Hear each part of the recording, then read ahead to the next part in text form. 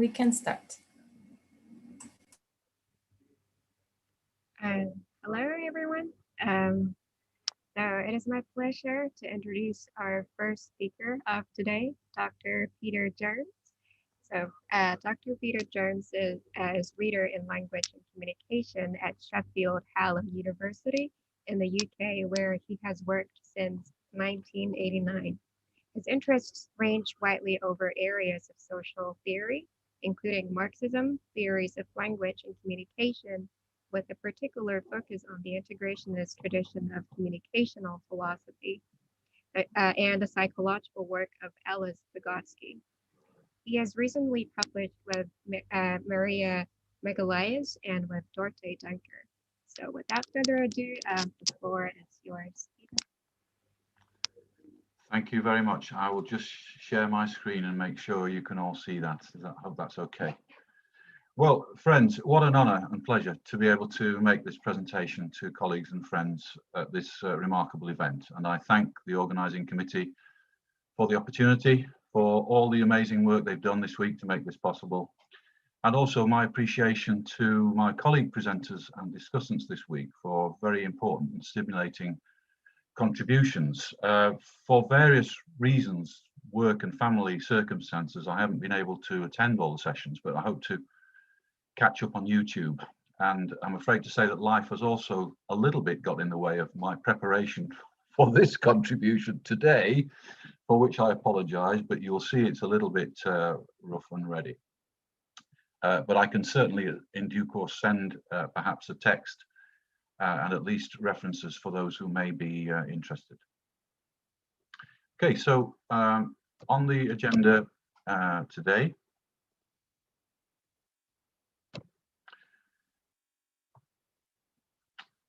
a little bit about the Integrationist project and where I think it sits today, demythologization and decolonization of language and communication research, degrees of alignment, some examples of areas of alignment, or what I think are alignment from my own research in critical discourse analysis and Vygotsky's psychology, and then something on integrationist semiology, and a final comment or something on an idea about critical communication studies.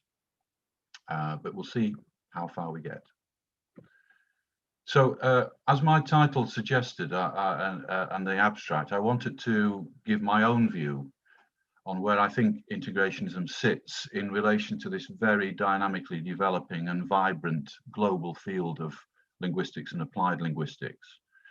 I hoped to try to clarify what I think integrationism has to offer distinctively, particularly in relation to the challenge that Alistair Pennycook and Sinfrey Makoni have set us all in their recent work, that of a remade linguistics which can learn from and do justice to the global struggles for social justice and equality across the global south and north, and for harmonious and productive relations with our world and the other beings that we share, that share it with us.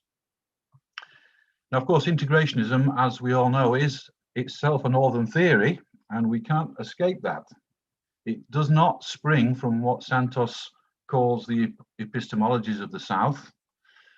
And of course, it's also, we should say, an overwhelmingly white and male school of thought at the present time, although we earnestly hope that events such as these may hope to challenge and change that. So the critical perspective that integrationists take is clearly from within Northern theory and is couched in ways and in a language, largely English, that is created by those of us who are educated in the language myth and its institutions. So I think the question is whether with integrationists recoiling in this particular way from within and against our own intellectual heritage, we can meet the tide that's coming the other way from a quite different direction towards us in the insurgent intellectual movements and activism of the global south, but that will be for you to judge. So I thought I'd maybe start just by summarizing a few ideas just in case I run out of time at the end, about where I think integrationism sits and what I think it may have to offer. First of all, I think the depth and the sheer power of its systematic critical focus on the Eurocentric Northern language myth, on its communicational assumptions and linguistic methods, conceptions, theories, programs, and so on. It's a very, very deep going critical deconstruction and rejection of that myth. And indeed has penetrated through in Harris's work to what he calls the communication myth, a broader myth which informs the more specific linguistic constructs that we're familiar with. And of course, these myths are themselves bound up with particular communicational practices and social practices, not just language teaching and literacy practices, but also practices of linguistic and cultural discrimination, denigration, erasure, and invention and disinvention of languages, in Alistair and Sinfrey's terms.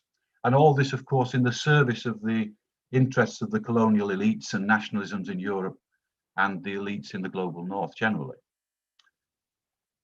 So that's the first thing in which I think integrationism may have to offer. The second is in the positive remaking of views of communication centered on an integrationist semiology.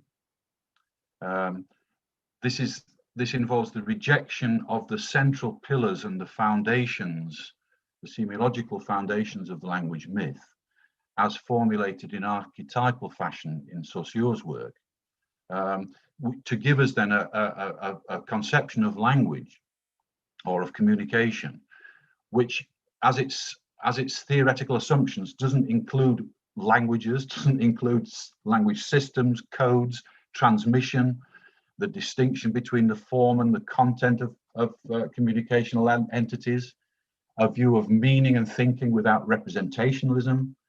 And this is the semiology of integration, a semiology of communicational proficiencies or communicational powers, as we might put it in more everyday terms. And that conceptual shift towards the powers that humans exercise is itself a philosophical shift, I think, on principles which we could call humanistic, because it's a shift from handling abstracted and reified products and traces of communicational activity to a focus on the people themselves and their activities, and not least their own experiences within these situated acts of communication. So that, I think, is the two main areas that I think are of interest, possibly.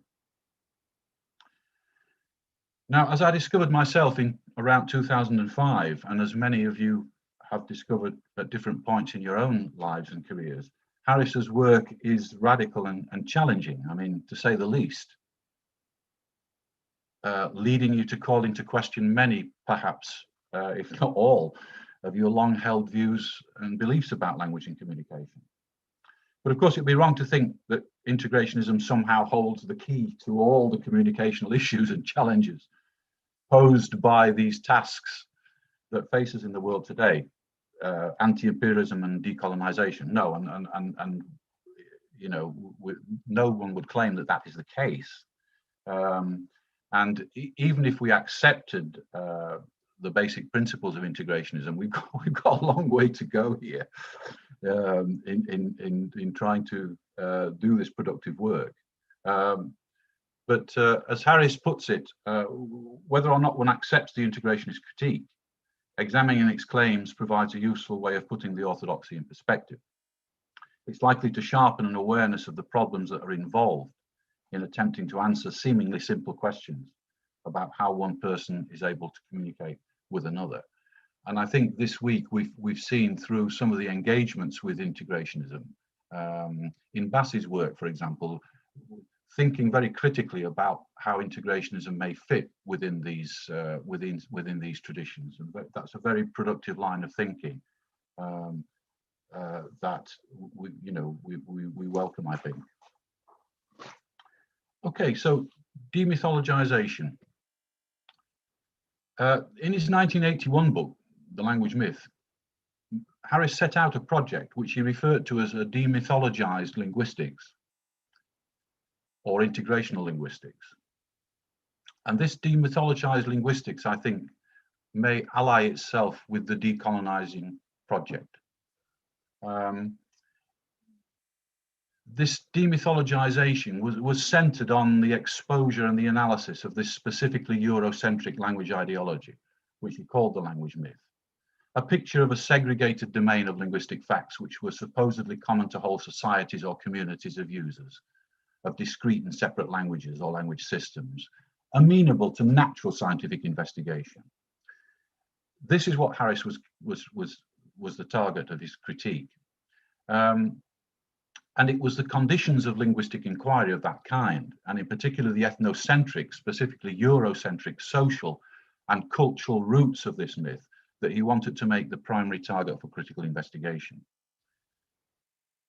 As he puts it, mainstream linguistics, in short, has a rather narrow built-in cultural bias, having its roots in Western traditional grammar.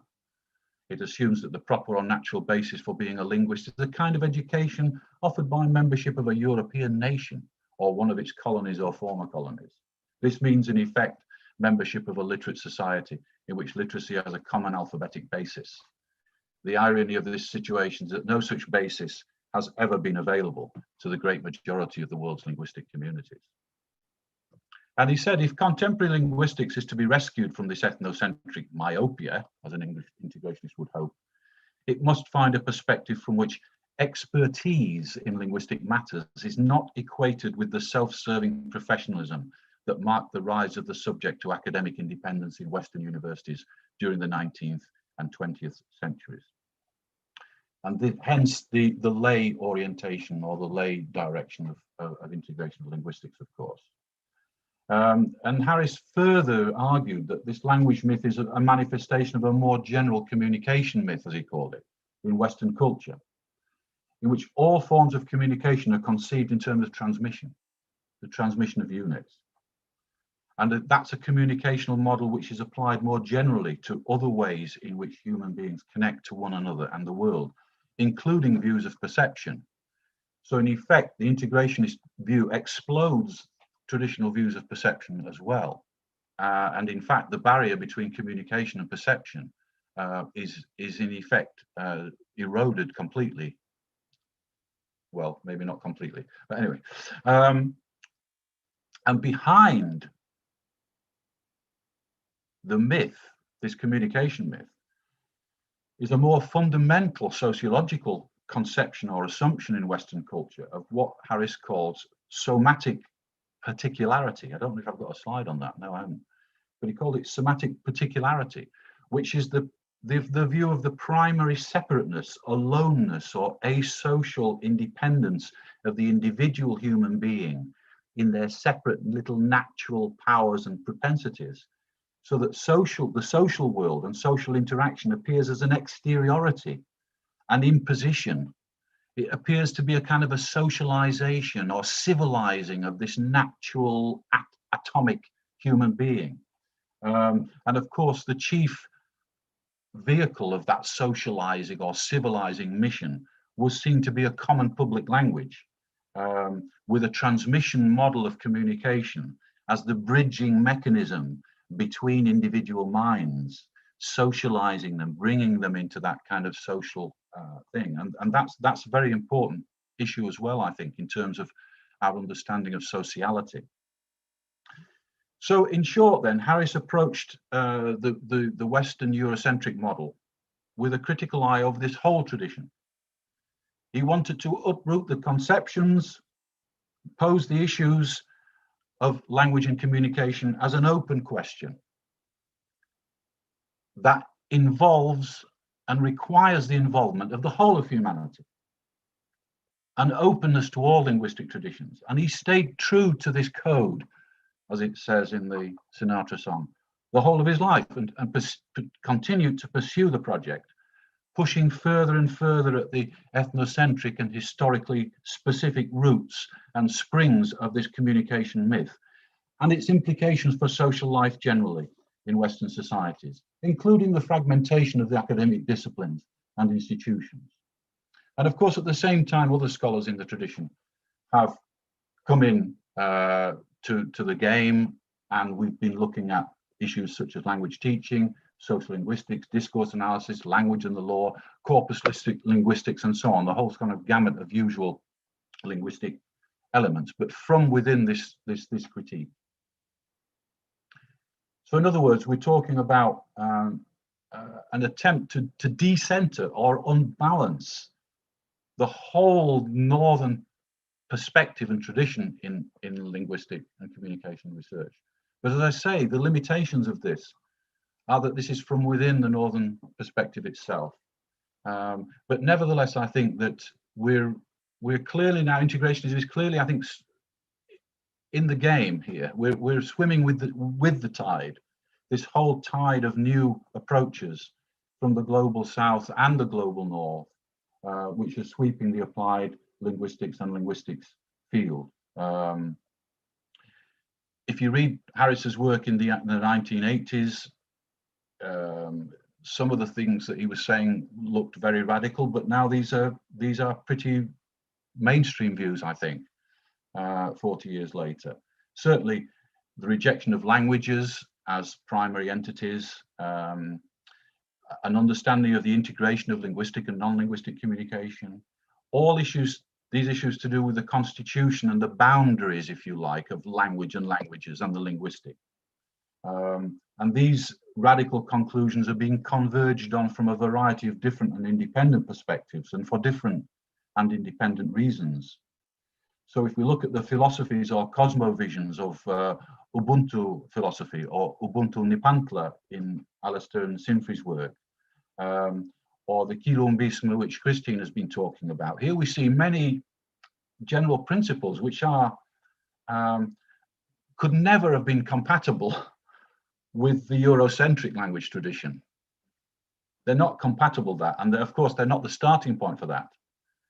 But it's interesting then to see some aspects of clear convergence between the integrationist northern perspective, if you like, and these new perspectives emerging.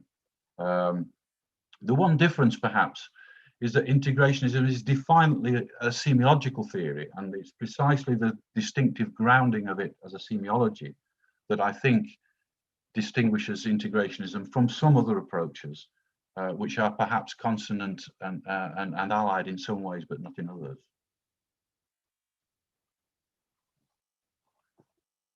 I wanted to move on just a little bit to maybe look at a few examples, or maybe one example given the time, of the way in which I think Harris's demythologizing project for language and communication may be seen to be aligned with the decolonizing project. I mean, I may be right or I may be wrong about that. This is for you to say, but I see clear parallels here in certain aspects from my own research. So for the first example, which has to do with critical discourse analysis, CDA, I take you back to the early 2000s when I didn't even know about integrationism, but then I was a Marxist looking hard at critical discourse analysis, in particular the version of Norman Fairclough. And I was disturbed at the time by what I considered the pretensions of CDA and its self-serving rationale. And I published a paper in 2004 in a Marxist journal, the Marxist journal called Historical Materialism. And my argument at that time, as a linguist and a Marxist, focused on the fundamental rationale that Norman Fairclough and Ruth Wodak were giving for this particular discourse turn in the social sciences. And as a Marxist, I was interested primarily because they were giving kind of economic reasons, economic and political reasons for this new development of CDA, this new turn towards discourse. And as I said on the slide, this is what they were arguing. It's well known, for instance, they were saying, that the balance of economic life has shifted increasingly from production to consumption and from manufacturing industries to service, culture and leisure industries. In many service contexts, a key factor in the quality of the goods produced and therefore in profitability is the nature of the language that is used in delivering services. And so what they were arguing was that the exercise of power in modern society is increasingly achieved through ideology, and more particularly through the ideological workings of language, because of this shift from material to kind of non-material production. This is what they were claiming. And in that, they were saying that accordingly, language has become perhaps the primary medium of social control and power. So they were giving an economic rationale, in effect, for this particular kind of discourse term. Now, of course, basically this is nonsense. The shift from so-called manufacturing to service to these culture and leisure industries, of course, fails to examine the globalized nature of production. You know, so even if it is true that in some of the dominant capitalist economies there is some kind of a shift from manufacturing to service, which we know, it's because the manufacturing's been shifted abroad to the global south. So in other words, from the kind of perspective of the elite in the northern societies, manufacturing seems to have gone because they can't see it. It's there in other parts of the world. That's where the manufacturing is happening, and the exploitation of labor in intensive ways. And so, of course, that's one thing, a naivety about the globalized capitalist production. But secondly, the idea that language has become perhaps the primary medium of social control and power. Again, this is complete rubbish. You know, the globalized capitalist economy works on violence. It works on extreme violence. That's how that's how it's been produced. And even if there are apparently in the so-called democratic countries in the north these consensual forms of power and all the rest of it, those consensual forms of power, they disappear very, very quickly when there's any kind of resistance or challenge, as we can see very graphically in the Black Lives Matter movement, or in any strike actions, and even in the recent demonstrations for the Women's Vigil in Britain just a few days ago with violent police action. But that's just in Europe and North America. But look at the violence that's going on in the rest of the world. So in other words, this is a complete travesty. And if this is a rationale, if this is a kind of a rationale for a mode of linguistic analysis, then it's quite spurious. But what in fact is happening then is that these kind of economic and political arguments are being made in order to justify what is in effect the application of the Western grammatical tradition to the analysis of societies and social ideology. As I put it, it's trying to make the world safe for the European grammatical tradition. And we get some incredible stuff. I mean, this is what Fairclough said in 2003. Doing social scientific analysis of social events and texts entails shifting away from our ordinary experience of them. Human beings are reflexive about what they do in their practical social life. They have ways of talking about it, describing it, evaluating it, theorizing it, okay? For example, we might describe what someone says as long-winded or wordy, or say that someone's too fond of his or her own voice. These are examples of lay reflexive terms he's giving. These are some of the categories we have for talking about text. But then listen to this. We also have categories when we do social scientific analysis of texts. These categories are noun, sentence, genre, and so forth. Specialist categories which are different from the ones we use in our ordinary social interaction.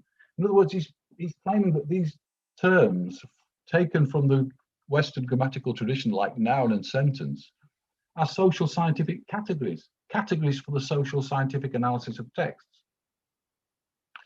And that's why, of course, critical discourse analysis, in effect, says, well, look, in order to understand ideology today, and in order to do really kind of political ideological analysis, you've got to learn this whole esoteric technique of critical discourse analysis with all this metalinguistic jargon. And perhaps to help you, as in the second quote here, we'll supply checklists of linguistic features, which tend to be particularly worth attending to in critical analysis. So this is what it is.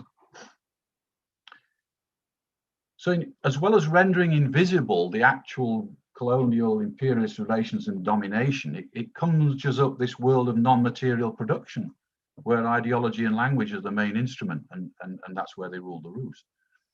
Now, I should say this is not a rejection by any means of critical discourse analysis as a whole tradition, but I think it's interesting to see the roots of it here, to see how this particular discipline is ideologically and communicationally rooted. Now, the piece I wrote in 2004 was in my pre-integrationist days, and then when I got interested in integrationism, I wrote a series of papers, including with a friend and colleague, Chick Collins, who'd also done some devastating critical work on CDA from his own research on an important, massive working class action in Scotland. And I think I was able to deepen the critique through incorporation of integrational insights, not least the lay-oriented perspective. That perspective, as Harris says, from which expertise in linguistic matters is not equated with the self-serving professionalism that marked the rise of the subject to academic independence in Western universities and so on. And basically, it was a provocative paper which was called Why There Is No Such Thing as Critical Discourse Analysis. And basically, because I was arguing, as here, that there's no such thing in the sense of a method of political or ideological critique which is based on the application of these conventional linguistic constructs. Because all of us are language users and makers, and we're all of us continuously engaged in the critical examination of and response to communication in our everyday lives. And I was trying to learn the lessons from some of these lay people's attempts to penetrate ideologies, to see through the lies of the politicians and the corporations and so on. But the question is, how do they do it? They're not guided by, they don't know anything about critical discourse analysis. So what is the lesson for lay people? We can do this, people can do it, but they don't do it in the ways that critical discourse analysis prescribes. And that's the interesting thing. When we see people coming up against, in their own struggles, in their own lives, the kind of nonsense, political nonsense and ideology that they have to deal with to get a handle on their own situation, they're not doing it in this way. So the question is, we need to learn from this what real critical discourse analysis is. And so we were looking at examples to show how this expertise in linguistic matters, this expertise is exercised and developed by lay people in their battles to understand, expose, research, resist, by intellectual and practical means. Because of course, some of the times, words are not enough. You've got to do stuff. That's the point. You have to act decisively, and that's the point as well. There's clearly a limit to it, beyond which words and the analysis of particular texts, it's not going to do the business for you. You've got to actually do something. Okay, so I'm kind of getting near the end, aren't I? So that was one example. I won't go through the other one, the Vygotsky one, although that has a lot of lessons as well. But just to end then with what's distinctive about the integrationist semiology, I think. Harris rejected this entire classic, which he calls the classical model, and he says nothing at all was left of the classical model, which integrationists dismissed as a language myth. The question then is,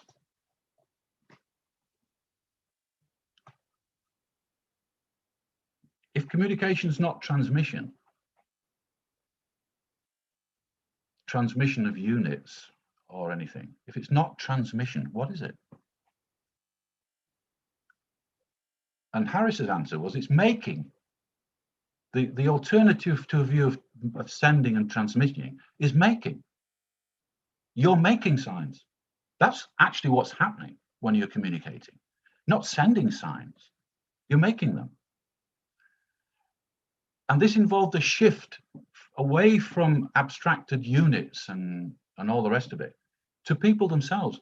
As he called it, the philosophical basis of integrationism is the position that the linguistic universe is populated not by mysterious, unobservable objects called languages, but by observable human beings who somehow and sometimes manage to communicate with one another. Communicational activities are episodes in the lives of particular people at particular times and places and cannot be decontextualized. That's the point. This is about us living. It's about life. It's about how we connect. So when we look at language, our training in language, as he puts it, is a training to use words in such a way in the context of a particular situation that our total behavior will make the kind of sense to others that we intend it to and effectively implement our interactional objectives. But that's for the other, that's for our interlocutor to do. They're making signs as we're making signs. It's a sign-making interaction. And the key notion was integration, which includes, as Alice puts it, the whole range of processes and strategies by which people strive to connect their own actions and objectives with those of others and to coordinate simpler activities into higher order complexes. Much, if not most, of what we do every day, from walking to talking and from drinking to thinking, demands such integration. In acting thus as required for the purpose of daily living, each of us constantly creates signs of many kinds. And if we did not, we should rapidly become communicationally isolated from other individuals. So the alternative transmission is making, it's sign creation. And we make these signs, as he puts it, a sign is any observable feature or complex of features, which by virtue of its integrational function, how it relates, how that relates to our current program of action. That's how we make things, that's how we make sense of things. And he talks about integrational proficiencies then. It's not knowledge of systems, knowledge of a sign system. It's rather a broad power, as I call it, proficiency, the whole range of knowledge, of abilities and experience that we can bring to bear on any communication situation in question. But as time is running, folks, I think you probably know some of this already, but I just wanted to perhaps emphasize that while we may have focused very much on the personal, private side of sign making, the point for me is that integration means connection. When we integrate our activities, that's the sign making process through the integration of activities. But integration is connection. So integrationism, in effect, is a philosophy of communicational connection, of human beings connecting in their many activities and striving to integrate their activities in particular ways. That's one important side of it, I think, that we should also emphasize. I'm going to skip to the final point that I wanted to make, because it seems to me that the kind of conference that Christine and colleagues have organized here is a model for us, an interesting model for us of an international research program, a program for linguistic and communicational research, which is not based on the language myth. And I've referred to it as critical communication studies, a lay-oriented program of scholarship and activist research, which might consist of a number of ingredients. First of all, the idea of communication in terms of communicational powers, but from different perspectives, and the critique of the Eurocentric language myth as part of that understanding of communicational powers, which we can clearly demonstrate and show and investigate in our own lives, for God's sake, in our communities. This we can show this, and we can see this in our own everyday lives and our own communicational challenges. And secondly, a view and a study of the critical exploration of communicational creativity as it's made by real people in challenging and resisting things, in trying to resist imposition and domination, in developing forms of communication and forms of action for that resistance and transformation. What lay people do, in other words, a lay-oriented view of that kind of critical communicational work. And of course, that doesn't mean that we can't teach critical discourse analysis, but it means that when we do, we're using it and we're applying it in order to show the limitations of it, in order to learn not just the advantages that it may have, but to see the limitations of it, what it can't do for us from our lay perspective of communicational creativity and action. And perhaps thirdly, a deeper sense in which the whole of social life is communicationally organized. It's a massive sphere of integrated and interconnected communication processes, as Harris puts it. So social injustice, exploitation, racist discrimination, and so on, these things are communicationally organized. They're organized through the massive network of dynamically integrated communication processes that constitute the social order. And that's something that we should be able to, again, have a critical take on, because that's what our lives consist of. We're fighting all the time, we're battling, we're struggling. And these struggles lead us right up against these issues, the limitations of the social order, its contours, how things are organized. And in seeing those things and in elaborating our own practices and resistance to these forms of social domination, that's how we can appreciate the communicational interconnections, the communicational harmony and humanistic kinds of relationship that we need to build. I thank you.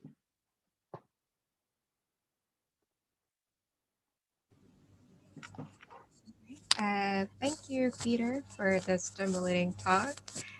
We have a lot of comments coming in on YouTube. So a lot of people, first of all, said hi, hello, good morning. Johan said, this is a great critique of CDA. Thanks for pointing this out. Rosemary Beck says, thanks for pointing out the myopia of Northern scientists. I have fun. Nicholas White says, David Graeber once made a similar point in a critique of the idea of epistemic violence. He was concerned to remind people that there was very real boots on the ground type. Do you have any comment on that? No, I think that's very interesting, and I know David Graeber's work as well, and it is very valuable. So I'm very grateful for that reference there as well, and for that comment, and for Johan's comment as well. Yeah, smashing. Thank you. Appreciate that. Thank you. So after that, we have Christine's comment. She says, your critique reminds me of the dependency theory in Latin America. Christine, do you want to expand on that? Or... Oh, okay. Sorry.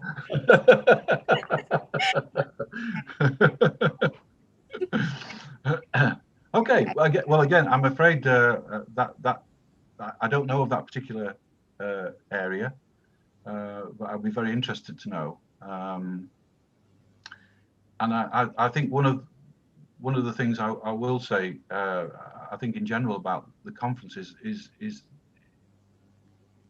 there is so much of importance and value that is obviously happening in different parts of the world, which I for one I'm pretty ignorant of, I'm afraid to say. But I'm also very interested and heartened by the degrees of convergence that I think we are seeing on some of the fundamental issues anyway in this, you know. Thank you. So following that, Johan adds that, so he says, same reason why I never liked the Dutch school. Excuse my Dutch here. Ten van Dijk, van Emehen, and Grotendorst. saint blindness. He follows that with this critical lay communication view.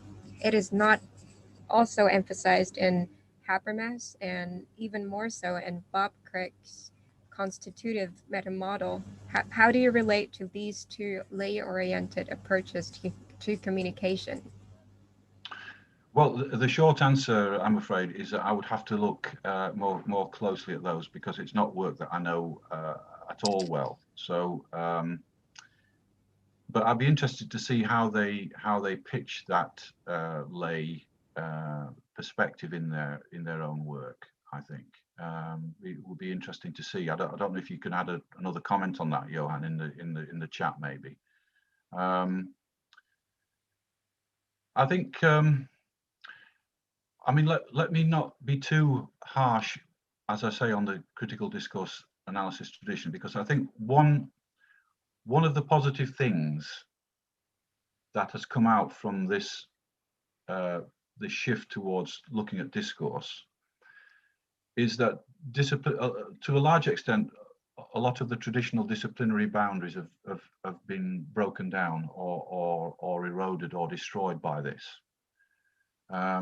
Because it's seen that linguistic and communicational processes clearly have their role throughout social processes of any kind, and so they're all connected in that way, and they can be seen in terms of their communicational infrastructures and processes and so on, and that's a good thing, I think. So it's opened up a space which is in itself a great advantage for breaking down those traditional boundaries. But it's what it doesn't see that's the problem, I think, or how it sees what is going on. And because it has a particular linguistic and communicational methodology, as I've tried to argue, it can only see those things that methodology can reach. And that's the problem. You can't see the interconnections, the integrated character of social life generally if you start with an abstraction, some kind of reified abstraction from that process. It won't do, but it's a valuable. It has values, let's say, some value. I think Johan is responding to my comment, isn't he, in the chat? So Yeah. systematized. Yeah, I'm not sure if he's still typing. So give me a second. And referring to his earlier comment, he adds that Habermas, just something he wants to add about Habermas and Craig's view of communication. So he says Habermas says communication naturally involves the ability to step aside and talk about it. And then Craig's view of communication theory says it consists of systematized ways of reflecting on communication that are rooted in everyday ways of reflecting on communication. So that's just. Yes, so yeah, certainly the latter sounds interesting. I mean, the Habermas is a complex area to get in. I mean, I have never accepted the basic lines or principles of Habermas's communicational work at all. To be honest, I think it's very, very badly misguided as a whole communicational philosophy, and quite easily, I think, vulnerable to integrationist critique as well as other forms of critical analysis. But I'll just have to leave that as a dogmatic statement without any evidence at this stage, I'm afraid. Okay, thank you. Another comment from Lysica, who asked, Peter, what are you going to do about it? And what will your next research steps be? Yes, good question. Well, I would like to explore more the idea of a kind of a critical communication studies program, and I think for the moment maybe we have the beginnings of it here, and perhaps as we think towards the next integrational conference, maybe that again will give us an opportunity to think more clearly about what we want. But my own view is that we've got lots of different perspectives at the moment, haven't we? I mean, if we read Alistair and Sinfrey's book on applied linguistics from global South perspectives, we can see a whole diversity of different perspectives and philosophies at work at the moment. So I think the question is, well, what are we going to do about that? You know, how are we going to make progress with this diversity? Maybe at this stage we're talking obviously together and thinking about things and learning from particular struggles. Some of the presentations this week in the conference, Daniel De Silva's presentation, for example, was looking at some of these popular movements, and this is all great for us. But maybe we ought to think more in terms of a project that we can cooperate on. Maybe this is what we need. Maybe we need to work together more closely in order to perhaps to clarify what we can bring and what the implications of that are, and perhaps to clarify the differences as well. Maybe we need a project that we can really work on.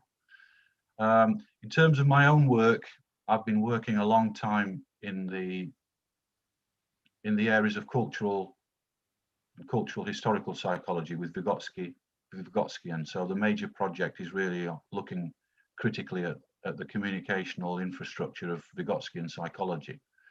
I was going to say a little bit about that today, but didn't have the time. I don't know where we're going from here, and it would be interesting to have that discussion, I think. And I thank you for the question. It seems very important to where we are at the moment. Thank you. There are more people coming in saying that it's a very engaging talk. They're applauding to you. Lessica says, thank you for the insight that lay people make sense of what politicians do. Yan says, I really like the idea of integration connection. Thanks. Sangeeta comes in with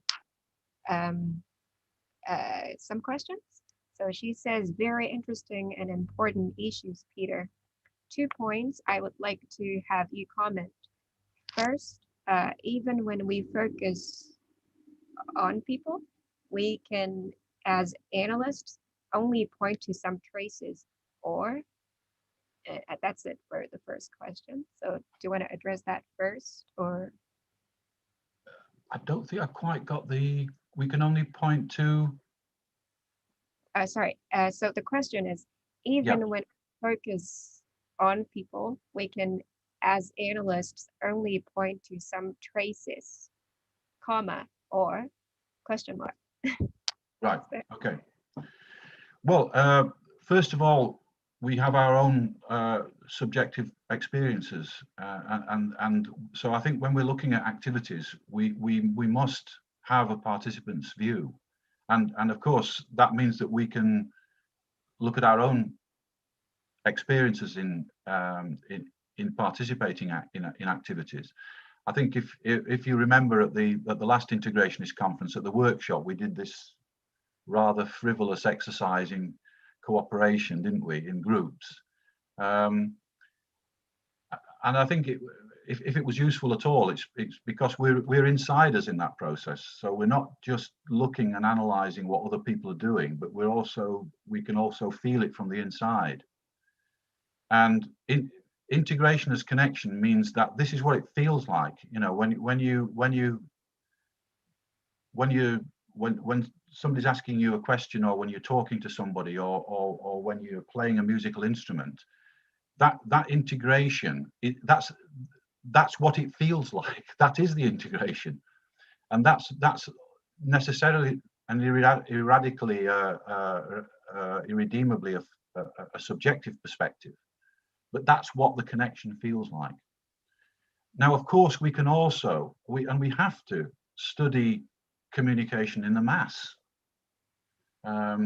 because the communication processes that we are involved in as individuals, these communication processes themselves are not in a vacuum. They're not in a social vacuum. They're connected to a huge chain of dynamic communication processes that we've got no direct influence over or even no knowledge of. But though what happens in those affects the circumstances and the situations and the goals of our own activities. So we've got to have some way as well of thinking about this communication en masse, because that's where particular phenomena, that's the only way you can see certain things. If we remember Arthur Spear's contribution yesterday when he was talking about the correlations between racialized skin color and income distribution or wealth, the people involved can certainly feel these things on a personal level, but it's not until you see the statistical evidence that you can see the patterning. You can see patterns that are created. Those patterns are not some reified structure, but these patterns are actually the results of what we are doing, and they show up in these ways that the whole communicational universe is organized.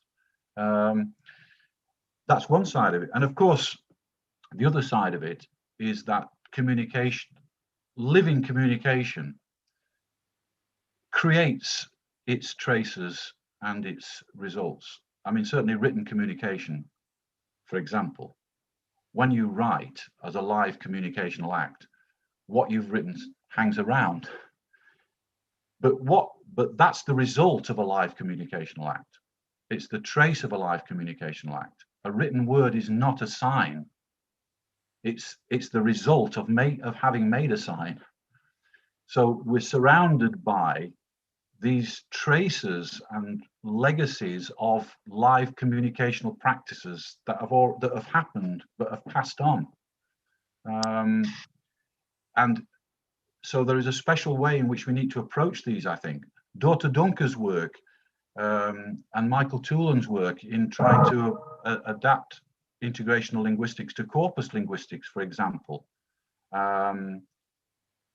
Thinking again about Bass's work, this is very interesting and something that colleagues here might be interested in. How do you make communicational sense of this mass of traces, this mass of products of prior communicational acts?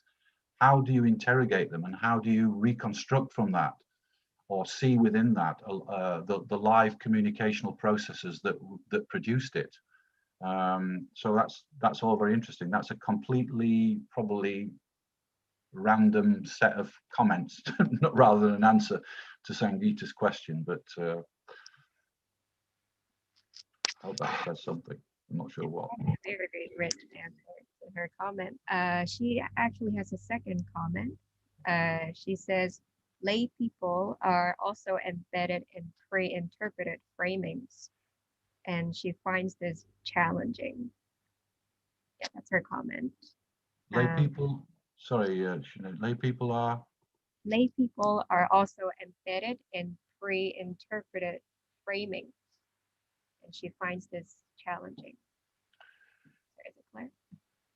Challenging because of that, because of the frames that lay people employ, do you mean, or? I think that's what she means. Yeah, I think. Yeah. Yeah, well, I'm not quite sure what to say exactly about that. I mean, the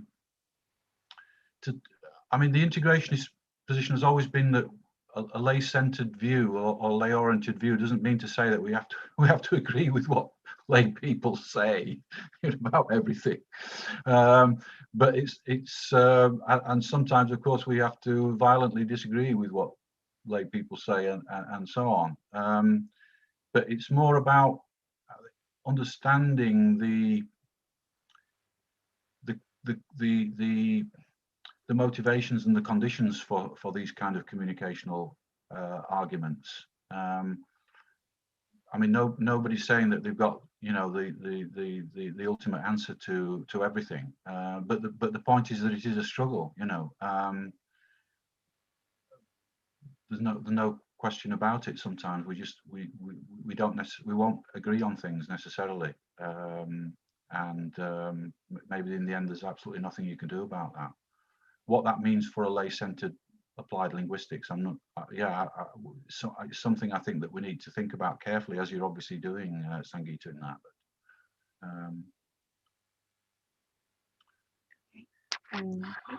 So another question from Johan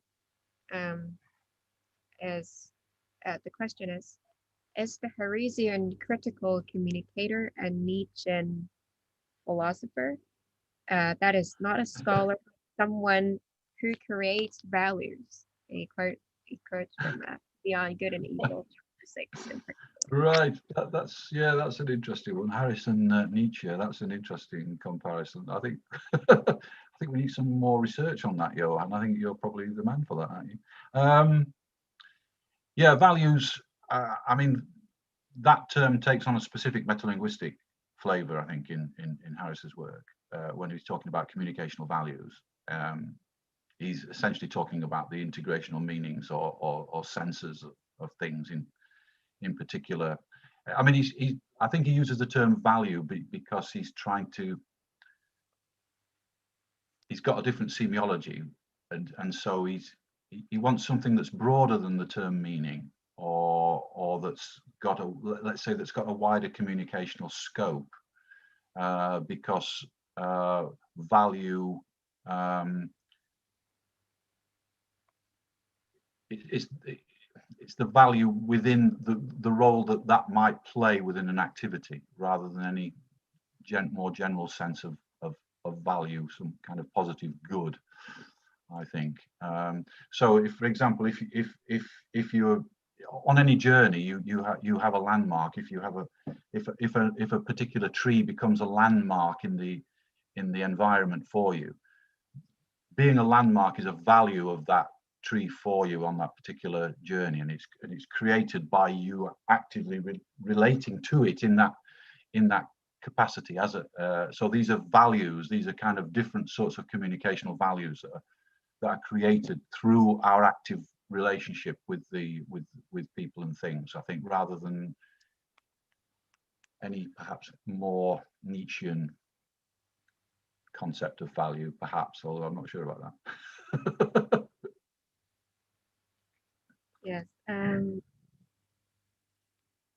Okay, so we have another question from Cliff, who asks you, what can you say about the creation of common forms of universities? Is then the goal to find a common grammar of representation, even if that is a mythical goal? Wow, that sounds like a... Oh, I've got the question here, yes. Common forms of universities, a common grammar of representation.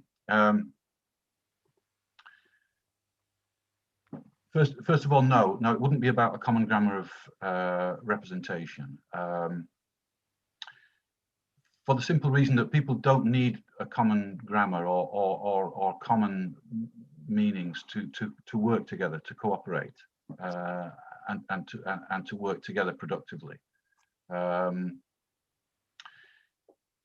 mean, I was thinking about Sinead's work as well, and I was going to say that, you know, we in our lives we live and work with animals, you know, and in many different ways. I was watching a very interesting documentary on shepherding and how dogs are partners, if you like, or co-participants in sheep gathering, and that's an incredible sort of relationship, partnership. and of course the dogs have to be as much semiologists as the humans, of course, but we're not making some kind of common grammar or representation here. We can't, and we're clearly making different but complementary, in some way complementary forms of value and meaning making that are going on. And I think that would be the task, not that we agree on everything, or that we've got some kind of common grammar of representation, or necessarily even a common understanding of goals, but that working together means that you can come together and on a joint program, on a joint action of some kind, to which you both contribute, but not necessarily with the same views. I mean, from different backgrounds and perspectives, it's impossible to get the same views. It's just absolutely impossible to get the same perspectives and views. But we can still work together. We can complement one another in what we do. The idea of a common university, that's also an interesting thought, I think. And maybe if we can't think of a common university at the moment, at least we might think of some kind of common program which we create, and which is the vehicle for that collaboration and cooperation, which I think might be a valuable thing for us at the moment. Thank you for that question anyway. Very beautiful input. So there are just a couple more comments with regard to what you said. So Sangeeta said, yes, I completely agree, but we would be creating a new myth if we think that we can have a holistic view of the whole. This is a limit of research, not of the complexities of communication. And Johan says, yeah. Yeah, so Johan, and referring to your comment on the written word, not written word being a trace but not a sign. He says, couldn't agree more. Catherine said, Adrian also drew the distinction between lay-oriented and lay theory. Yes, so I think that's all for the comments for now. Thank you. Thank you very much for this talk. And should I pass over to anyone? Or, and if not, then Peter, do you have any concluding words for this? Well, I would like to thank you all for the opportunity and for listening to the talk, which was in hindsight very badly prepared, because I had so many things that I thought I would have time to say but didn't. So I apologize for that. But maybe I can do a written version of the paper, and people may be interested in it. But I thank you so much for your attention and for the great questions, which have mainly left me in difficulties as usual. But I thank you, and I look forward to seeing you again in some other event. But thanks very much indeed. Really appreciate it.